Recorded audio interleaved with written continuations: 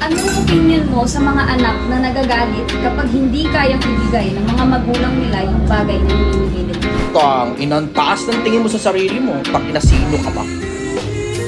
Ang taas ng tingin mo sa sarili mo na kailangan lahat ng bagay na gusto mo ibigay sa'yo ng magulang mo. Ang trabaho ng magulang mo i-provide yung basic necessity. Hindi trabaho ng magulang mo na ibigay sa'yo lahat ng kapritsyo na gusto mo.